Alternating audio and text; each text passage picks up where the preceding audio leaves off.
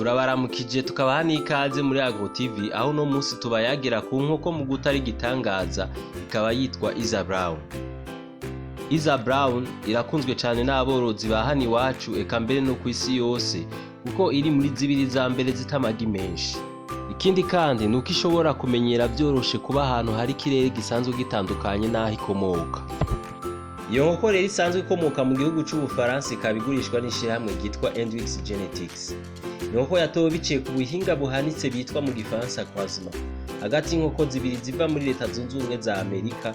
Izo nazo akaba ari Rhode Island Red na Rhode Island White zizwi nk'izita cane. Ariko ubwo buhinga bwakoreshejwe n'iryo shirahamwe ryo mu Bufaransa butuma inkoko iba yavutse biciye kuri ubwo buhinga itanga umwimbu mwiza kuruta izo iba yabikomotseko. Iza Brown nayo akaba ari uko bimeze kuko itamagi menshi ku mwaka kuruta izikomokako. Kuko agatabo kajanye n'ubworozi bw'iyo nkoko dusanga ku rubuga rw'iryo shirahamwe Hendrix Genetics kavyerekana, ni inkoko yoba ari ya mbere kw'isi mu guta amagi kuko irata amagi arenga 400 mu kiringo c'amezi 18, ni kuvuga umwaka n'amezi 6. Ivyo biremezwa mbese n'abamaze kuyorora batari bake basanzwe bamaze kuganira na Agro TV ko ari inkoko itamagi menshi ku mwaka.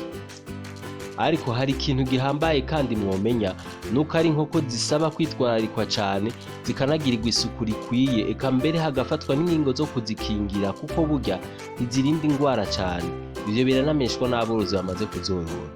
Hari n'abavunira akagohe abagitangura ubworozi bw'inkoko guhera kuri kuroyira kugira bimenyereze korora kuko zo zirinda indwara imbere yo gutangura korora Iza Brown.